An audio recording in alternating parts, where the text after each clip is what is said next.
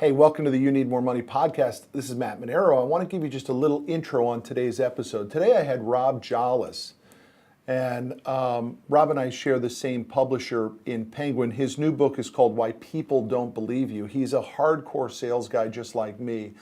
And our audience loves sales strategies to make more money. It's the whole purpose of it. How do we help you make more money? And apparently teaching you good proven sales strategies to get better at the craft of selling, the art form of selling, is important to you. So I brought Rob on the show today. If you're really into selling strategy and being able to make more money, I want you to make sure that listen to the whole episode, but the second half is where we really begin to dig into different types of mindset and the importance of slowing the sales process down, caring about the damn customer before just throwing up on the customer with your product offering. That's what makes the customers not believe you. And we really get into it in the second half of this one. So I appreciate everybody. I'll see you down the road. Enjoy this episode.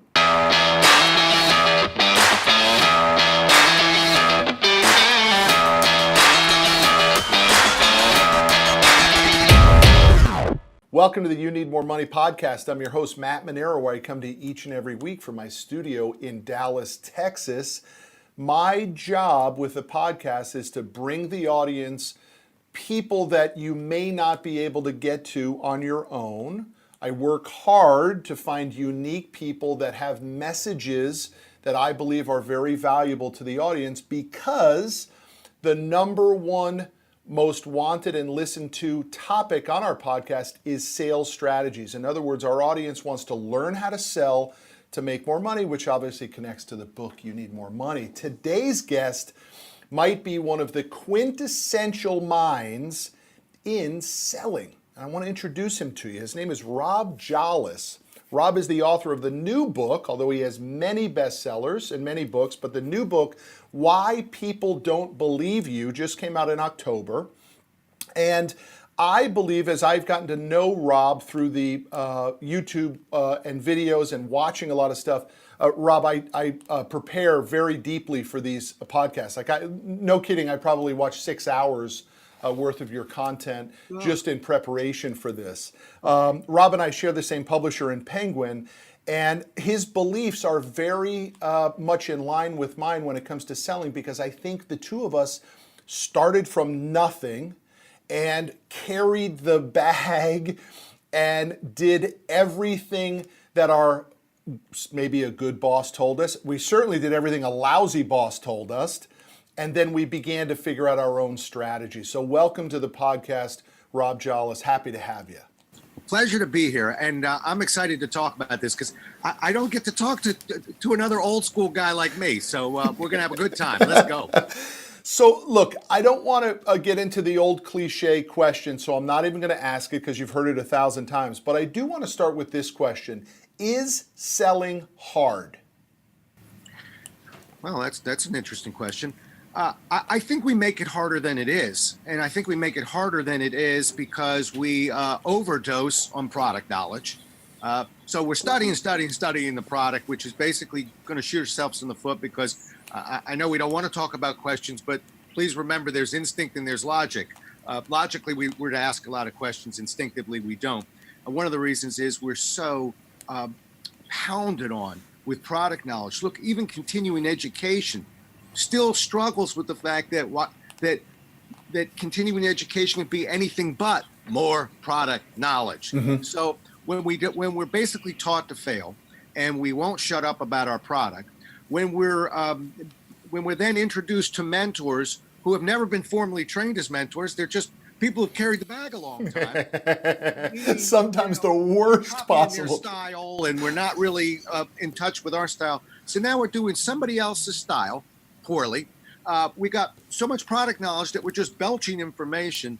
And to answer your question, that sure makes selling hard, doesn't it? Yeah, I got it. And so let me ask you this, because you said that we were taught the wrong stuff. And I know how you feel about the old days. And you make this wonderful joke on one of your YouTube videos about 2 a day, 5 a week equals 10, right? And how that's exactly how we were all trained. By the way, I still do some of that in my office today, right?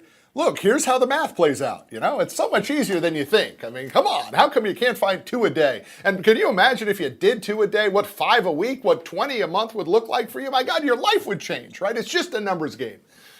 And in your new book, Why People Don't Believe You, your stance is it's so much more than just a numbers game. It's changed radically since we got into the business, for me 25 years ago. I think for you about 30 years ago as a New York life insurance salesman, right?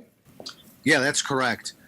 It has changed, and at the same time, and again, we'll explain why I'm talking about a little old school.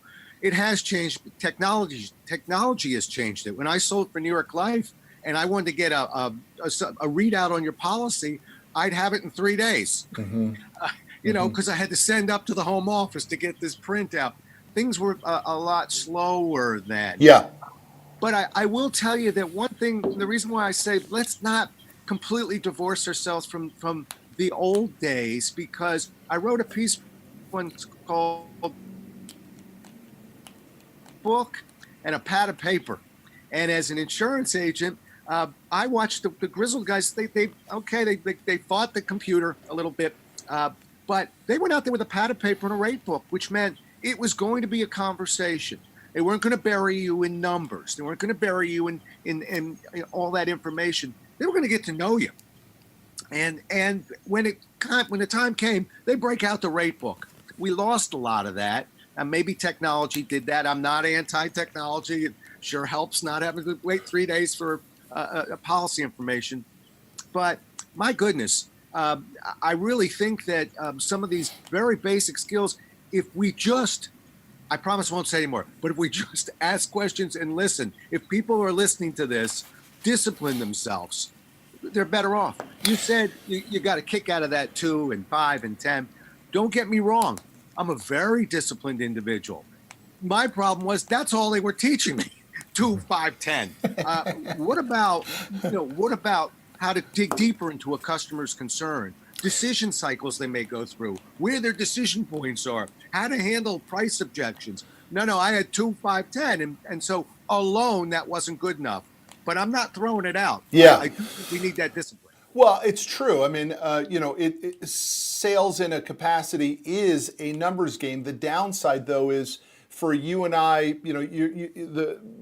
for your call, you started, I guarantee you, calling off lists and family and friends. I literally started calling out of the yellow pages, right? And I would go to trucking in the yellow pages in Oklahoma City because I just got done seeing a client and I stayed at the Motel 6 and I stole the yellow pages. And guess what? I had a whole new list of Oklahoma City, trucking company leads, right?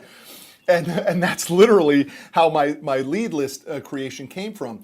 But the number system does work. But the downside is what I did for all these years was I just pushed with such force, hundreds and hundreds of calls to find those 2. And I think where it has morphed is through using technology and through a few other things that we have to unpack today.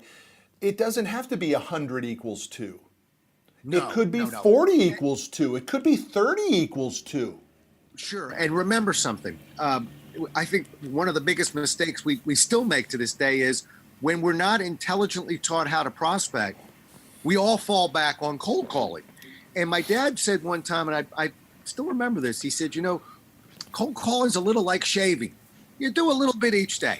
And, which, I don't know about 100 calls, but hey, I'm on this side of town. I might just park and go walk into that little strip mall there. But the problem is that and what else? And that's where technology, that's where so much goes on, but still going to a network meeting, still learning how to open up a conversation with someone you don't know.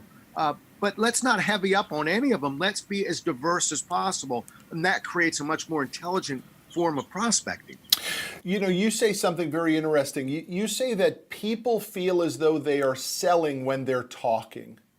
And the reality is, we sell when we ask great questions and then we shut up and listen. So can you walk us through that process a little bit more? Because I think the reason that doesn't happen more is this tremendous pressure to produce quickly. Right. And also I need the sale. I can't live on the base salary that the company's providing me, and I have to close to be able to make up the gap. Maybe not the case at a large insurance company where they would have paid a living wage, but a lot of companies to their sales force pay just enough to get the guy to sign on, and everything else has to be made up on commission or bonus. And that's a pretty tough existence for a guy to slow it down and to ask wonderful questions, care, and then listen for the answers. And one more thing I'll throw on top. Yeah, I'll get into that. But please understand that people fail to realize that although you and I are slowing down and asking the questions, we actually will get to the finish line faster that way, not slower. We're just not coming out of the box and hammering them with a solution to fix a problem that they consider very mild. No wonder there's a price objection. No wonder there's a lack of urgency. Congratulations, you got your product on the table a lot faster than we did. The problem is you're battling 2 months of objections. We're methodically creating trust. We're taking that trust and earning the right to not only hear about that one problem, but find one they didn't even know they had. And we're going deeper into that problem. When we do that, we create urgency. Isn't the solution a lot easier? Go. So let's just stay on that, if you don't mind, with a real life example, because what you just said for the last 30 seconds. I'm sorry for trying to interrupt you. I was so excited to say, tell me more. But I'd love to try to paint that real picture so people really understand that the solution of your presentation is not the solution that the customer cares about. Right. And actually, some web guys actually get it right. We can learn from them. Why do some sites get more hits than others? It's not that they're showing the solution. I can tell you statistically, 7% of the population's walking around going, boy, I need this and I got to go find it. And 79% of the population saying, I don't need a thing, but you know what? You asked for an example, so I'm looking around. I'm sitting outside, so I'm sitting on lawn furniture. Let's just talk about that. This chair is a little uncomfortable, but so far I haven't pulled anything. So in other words, it's a small problem. As soon as I pull something, I'm going to go fix that thing and get smart again. Well, why would I show you a beautiful piece of lawn furniture? Maybe I ought to show you somebody who's not sleeping real well at night. So you see, I want to earn the right. I can't walk in and go, hi, are you sleeping badly? So I have to earn the right to get at the problem. All right. And that means just tell me about the outside. Tell me about how often you sit out there. And what do you sit on, by the way? And then when I hear occasionally it gives me a little thing in the back, but you know what? I just shift a little and I'm okay again. I go, well, what happens when you asked for an example. But it's going deeper into the problem. Let's not just say we're consultants. Let's act like one. And a real consultant does not take, so you have a mild idea of the problem? Well, I wouldn't want to ask any more questions about that. A good consultant says, well, my job is to ask you questions no one's ever asked you about that daggone chair of yours. So let's stay here for a moment. How often does it happen? When you can't sleep, how does that affect your day the next day? In terms of your thinking and ability to connect with your customers, what impact is that having? And when we don't have to wait for the problem to become large, we can just talk about it. You know what I learned as an insurance agent? Selling's not what is, it's what if. See, no one ever called, two people in a couple of years called me looking for insurance. First one was very exciting. The second one, I actually said, what did the doctor tell you? Because nobody, you see, they're waiting. It's not mean, it's merciful to ask questions that might make somebody feel a little uncomfortable. They will thank you for those questions because we want that fixed before it becomes big. We do that, we're representing the greatest career and the greatest thing that we can do for people is to help them get out of their own way and solve these problems before they come big. There's a process there, and we have to do a better job at it. I think on the lawn furniture thing, I might also say to the prospect, I might say something like, what does your wife think about the furniture? How does she? Yeah, she doesn't like it either. Why is it like you don't have a lot of friends over? You guys don't entertain, and if you do, you never take them out to the patio because of the lawn furniture. See, we could fix that right now. We could fix that problem right now. Right. The key is, let's talk about the problem with the lawn furniture. Let's stop running off to fix things so fast. Remember Billy Mays, the pitch? Oh yeah, of course. Yeah. Clean and OxyClean. Yeah. I'm not Billy Mays, okay? I'm Rob Jolles. So I'm not running off going, Rob Jolles here for lawn furniture. To help study the backyard with you and make sure whatever we do is intelligent. And people say, well, gee, how do we get around price? You want to get around price, you have to understand that people don't fix small problems, they fix big ones. So we can wait for it, or we can have a conversation about it. That's what you and I are talking about right now. I get what you're saying. You're saying that the roadmap to the solution becomes faster when through our questioning process, we're really figuring out what the big problem that our solution solves is. And instead of throwing up on the table with our pricing and the guy's like, yeah, I'll think about it. And then he never calls you back and you've called him 10 times and you went back to your boss and said, oh, I got this hot lead, boss. This one's going to go this month, right? And there's nothing to it. So, but I'd like to ask your opinion, Rob, on how do I care when I need the sale? I can't wait for it to come. I can't slow it down. I'm under such financial pressure to close. That's a real problem, I think. It is, and I don't really have a great answer for you on that one. And one thing you'll get whenever we talk, I'm going to tell you where I am and what I'm thinking. That's a very difficult question. I actually wrote an article. Rarely get pushback from the sales world. They pushed back a little on this one because I wrote an article about that. I'm starting to question even the nature of sales contests because nobody wakes up and says, today, you know what, I feel a little unethical today. Yep, that's it. I'm going to be just a little. We all justify it's not a good thing, but there's a lot of gray area. I remember when I was 21 years old, it was called a steak. What was it? It was a steak and beans contest. 24 apprentice field underwriters, 12 of them. The top 12 would eat steak at the boss's house. Significant others were required to be there. Yeah. And the bottom 12 with their required significant others were going to serve that steak, eat beans, standing up in the kitchen. Now, it gets to your question. When I'm one or two sales away and of being humiliated, now you're talking about financial concerns as well. It's the same category. That gray area gets even grayer, doesn't it? When I say, you know what, maybe it's a cruise I'm trying to win, and I'm one sale away. Maybe it is a mortgage I'm trying to pay, and I'm one sale away. There's a real catch-22 to your question, because I'd love to say, well, the answer is 7, and then you just add the 4 to it. There isn't an easy answer to it. One answer is we have to be careful with our sales contests. We really do. And 2, the answer to you is hopefully we realize. Remember Zig Ziglar? Of course, Dallas-based. Zig Ziglar. I used to love his tape, Prime the Pump. Yeah, that was a great one.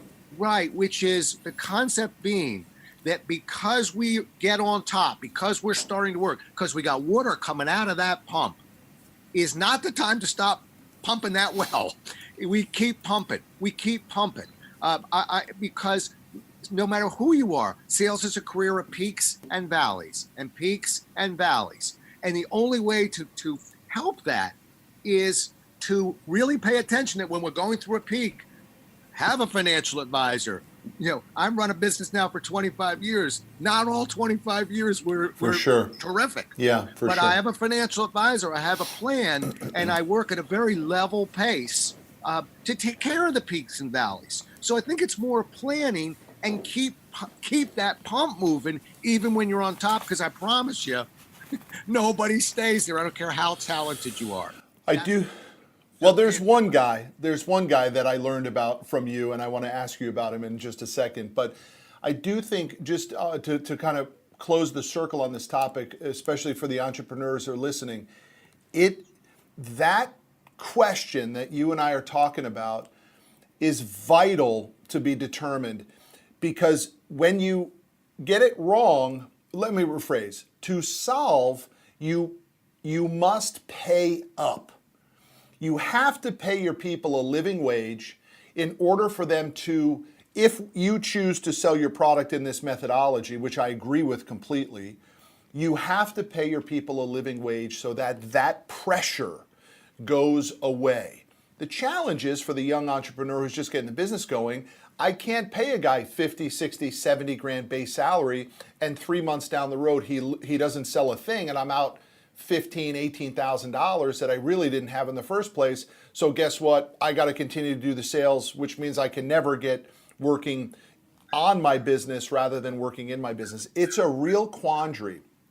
And I think it's one of the primary changes in the entrepreneurial world, Rob, is that businesses have to be far more cerebral in their training, in their hiring methodology, in the filter of who gets past what I call the doorman principle, who gets behind the doorman and into your organization, because you're going to have to pay up if you're really committed to selling under this type of strategy, because it is a longer pipeline to do it right. Is that fair to say?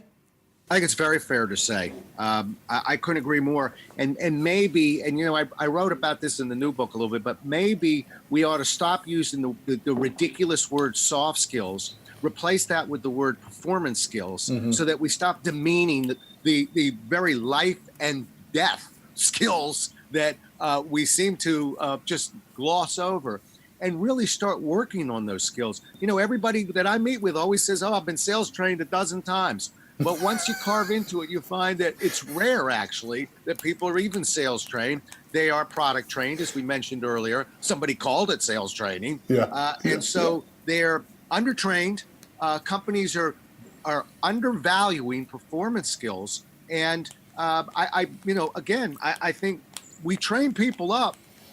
We get the right person. And one last real fast thing. I was on a panel a couple weeks ago, and somebody asked me, what's the one thing you would really look for in a salesperson? Because we're talking about, let's get the right person in there. And two PhDs with me, and the two said, they got to go through schooling and this and that. And they came to me, and I think I disappointed them, because I said off the cuff, I think they have to be able to take a punch. I think we can teach anybody product. We have to have somebody who can experience and go through the process of having somebody maybe brutally say, not only no, but never. How you like them apples? Yeah. It never feels good, but we dust ourselves off. We step forward. As long as we believe in our product and ourselves, we just keep putting one foot in front of the other. You get that person in there, I won't be as concerned about the monetary structure we create. Yeah, I love that. Let me ask you about the number one salesperson of all time, the simple, greatest salesperson that no one has ever heard of, but you were blessed to be around for a period of time. Will you just go into that storyline for a little bit of Ben Feldman so people can really understand why he was the greatest salesperson you've ever met? Sure. And thank you for asking. And you're right. No one's really heard of him. He was a New York Life agent. I was actually a top tier salesperson. Well, you were the Rocket. You were the large head. Hold on, don't pass over your nickname, the Rocket. They called you the Rocket. That's right. Oh, I would walk in saying, "There's going to be a rocket attack." I had a little sign on my door that said, "The rocket is in. The rocket's taking off." So here comes the rocket, and they said, "We want you to meet this guy, Ben Feldman." And he was number one in the company. And I said, "All right, we're going to have a lunch." I remember being a little miffed that I actually had to go to his table. He wasn't coming to mine, because I did have about 13 months of experience under my belt. So I was quite the big shot. So but Ben Feldman was number one at New York Life, 7,800 agents, but he was actually number one in the nation. That included Prue at 45,000, Met at 42,000, Money at 40,000. We maybe had a couple 100,000 agents. So he had to be pretty good to be number one. Number two sold about $50 million of insurance that year. Number three, 49, 48, 47. Here we go with that pyramid. But Ben Feldman, that year, $152 million. It sounds like a statistical anomaly, except that he did it years before and years after. $1.6 billion in his lifetime, over $1 million month of sales that extended 16 years at $1 million a month. So when I met him, I had this vision of kind of an Alec Baldwin, Glengarry Glen Ross, bad coffee down kind of guy. And everyone should hear this. Ben Feldman leaves us a lot of legacies. He was a very shy person. He was deathly afraid to speak. He wrote a couple books. They're not even in print. They didn't sell well. But the numbers dictate that he may have been the greatest salesperson who ever lived. Now let me tell you what I saw when I went to that lunch. I went to his table. I'm not a big guy. I towered over him. and I'm 5'10" when I stand nice and straight. Ben Feldman was about 5'3", 5'4". He was a large fellow, we'll leave it at that. He had hair like Larry on the Three Stooges, and he spoke with a pronounced lisp like this. Now, is that what you had in your mind? And yet, by the numbers, you can say what you want. Arguably the greatest salesperson who ever lived, and by the way, he lived in the sprawling metropolis of East Liverpool, Ohio. I hear it's in Ohio. So no, he wasn't on Madison Avenue or in Beverly Hills. This was a grinder. This was a fighter. And this man taught me in 20 seconds without articulating it. Oh my goodness. There's style and there's technique. I got to listen to his technique and then believe in my style, because his style didn't have one attribute that we associate with a great salesperson, and it worked brilliantly, which answers the question, there is no style that won't work. There's us trying to copy a style that isn't ours, and that won't work. That's the legacy, one of the many, of Ben Feldman.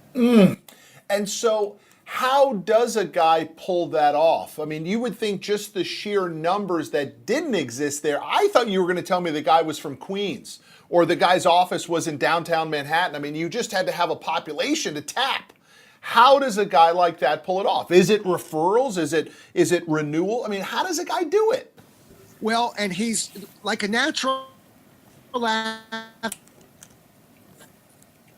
don't necessarily make great unconscious competence. So we all tried to carve into the Ben Feldman story.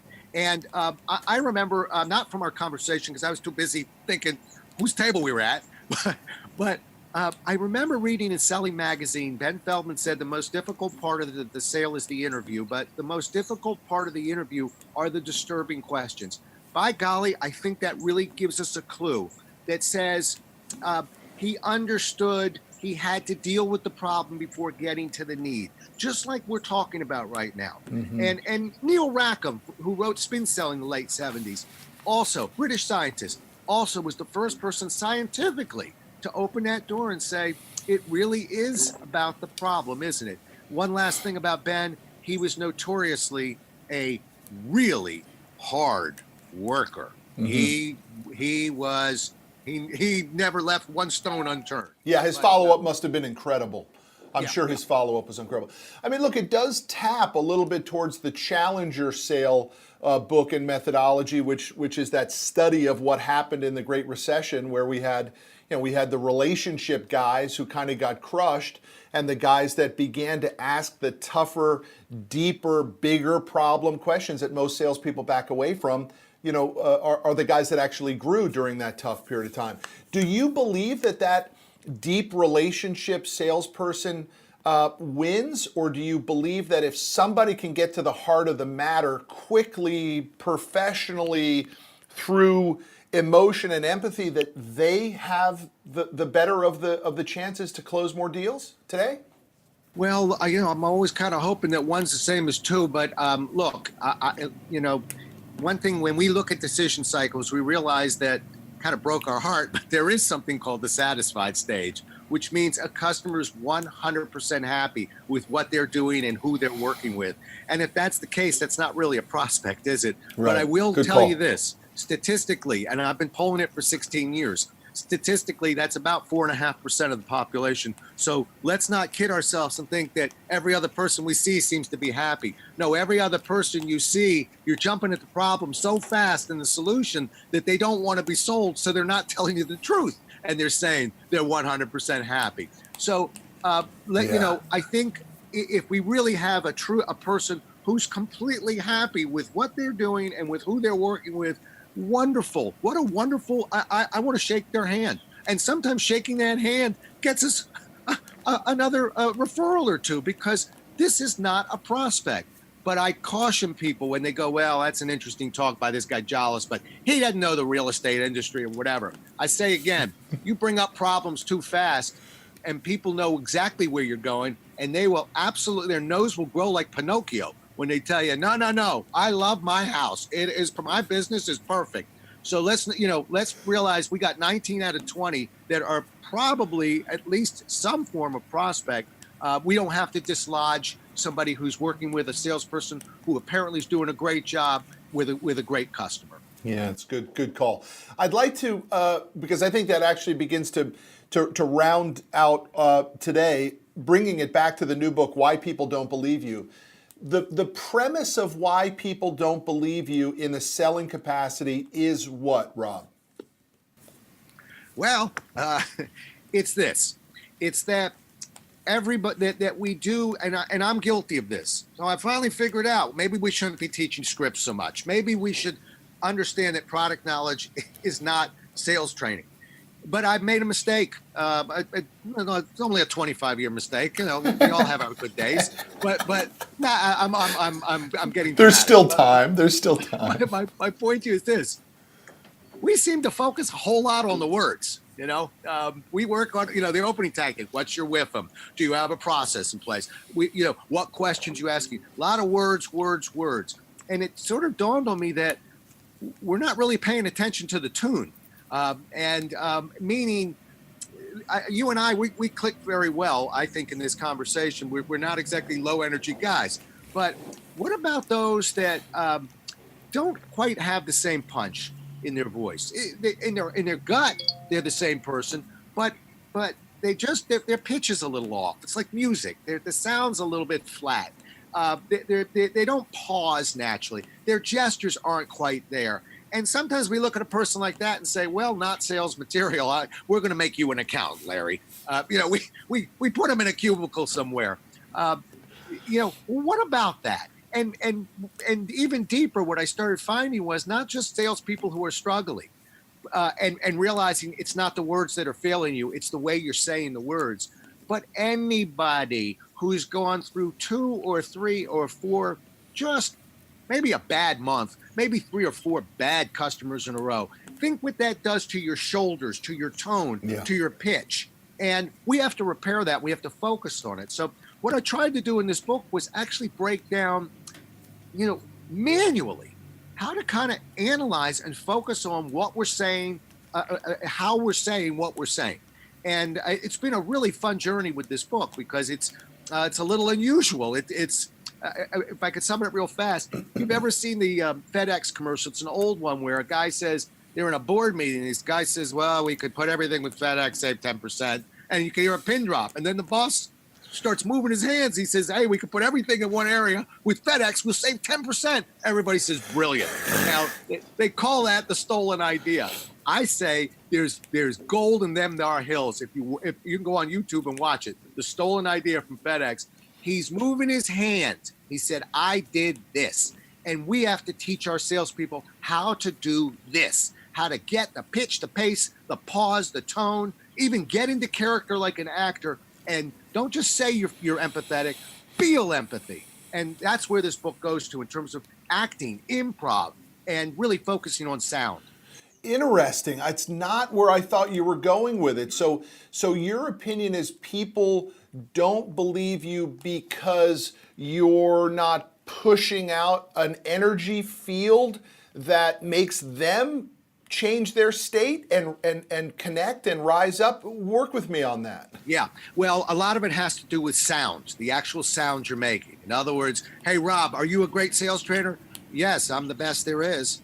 Well, the words were right, but what about, I am the best there is. Okay. I mean, punch it, Rob, punch it. Yeah. Well, my argument is, not every salesperson necessarily wakes up with that punch. Can we teach it? But I'll give you one fundamental piece, and you're going to laugh when you go, that's it. But one of the pieces, and there's plenty more, but one of the pieces I happen to love, and I know it's understated, but I got to say it, is you want to be believed, tell the truth. And that means if you don't 100% believe in yourself, it's a whole lot harder to get people to believe in you. If you don't 100% believe in your product, it is hard. I don't care what the words are. It's hard to find that tune. So it actually starts, the tagline of the book is building credibility from the inside out, meaning you start inside, you get that right. Then we'll start working on the outside, how to get people to stay with you. It's funny. I consider myself a highly ethical guy. I think I've left millions of dollars on the table in situations in which I probably could have charged customers higher rates on the loans we finance trucks, right? But through my own ethics, not maxing out comp plans or anything, I think I've left millions of dollars on the table, and maybe it's made millions of dollars in the fact that people resonated with that, right? But I'm in this weight loss deal right now. I'm going to be 50 in February, so I'm doing 50 pounds by my 50th birthday. And I have a whole team, the chef, the nutritionist, the trainer, and they're requiring me to keep a journal of every morsel that I put in my mouth. And the first 2 days, it was a hamburger. I just conveniently left off that there were small fries with it, right? I just didn't. Yeah. But 2 days into it, I began to say to myself, what am I doing? I'm a highly ethical guy. Why am I lying to myself and to the nutritionist and the trainer and the chef who are on my team? I'm paying them to be on the team. They've showed me commitment. They've done nothing that would make me not trust them, that they want the best for me in this process. Who am I hurting? I'm hurting me. And it's been a wild sort of transformation, getting back to this element of truth and honesty of you really can't have, Buddha says you can't have darkness in one side of your life and light in the other, right? Yeah. And this element of truth in the selling process, I believe, has never been more important than it is today, because we are fed this garbage on social media about how quick we can have the jet and how easy it is, and all we have to do is, cold call our way to it. I just believe it starts with exactly what you're talking about, was this level of honesty and transparency into the product belief, and can we serve the customer through skill set development? Wow. I should have interviewed you for the book. You really you're taking the words right out of my mouth, and I'm so glad you said it, because sometimes I feel like I'm almost disappointing the interviewers I'm working with, and I go, okay, I'll give you some flashy points if you want in my head, but I'm thinking to myself, you don't know how important what this conversation we're having right now really is, and that means if you're struggling with this, find some training. I mean, get it fixed. If your product really isn't doing what it's supposed to do, leave. Get it fixed. Get after it. Or leave and go get the product that you can resonate with. You don't have to stick with it. I mean, just because you got a crappy manager who's trying to lie to you about how great it is, right? And he's not carrying the bag anymore. Leave, which is so important. I think people need to understand, and I talk about it in my book, that the employee-employer relationship has flipped. I believe the employee has far more control over the employer than it was 10 years ago. The employee is the one that has the control. They have the ability to pick up and go to different places, and I don't think a lot of employees really understand it. I actually recommend it in my book. I recommend it in my company. Core value number 2 in our company is personal happiness. We are here because we want to be here. And if that stops to exist, you have every right to talk to us about it, and we're very happy to help you leave with no hard feelings. I want you to like working here. Right. Yeah. Now let's go back so we don't lose all the managers on the phone here. I want to remind you of something, that leave is always an option, but you know something, the good news is often we don't have to leave. What we have to do is we have to get with that company and go, listen, you keep wanting me to go out there and tell my clients that we got everything for everybody. And that's when I'm not telling the truth. We have a niche. Many companies don't even know what their niche is, but let's assume we can't be everything to everybody. What is our specific niche? Help me to understand it, and then I can believe it. So a lot of times it's really kind of reassessing what you have and realizing that you're shooting yourself in the foot and you're weakening your own solution if you're trying to be everything to everybody. So let's figure out really who we are, what we want, what problem we fix, and then we can all tell the truth. If we can't do that, then we may have to leave. I'm so glad you said that. I'm so glad you said that. You really put a different perspective on what is the definition of truth. When you're asking me to do this gregarious problem, I feel like it's untruthful. But if you put me on the right lane, I can be as truthful as can be. I love that. So, Rob, thank you for going there too, because I was maybe I was being a little bit, maybe I was throwing the baby out with the bathwater on that one. We're working together as a team today, aren't we? Listen, Rob, it was a pleasure to meet you. Pleasure to talk to you. I wish you nothing but success with Why People Don't Believe You. Available on Amazon right now, other bookstores. Get it anywhere, and I hope to see you down the road, my friend.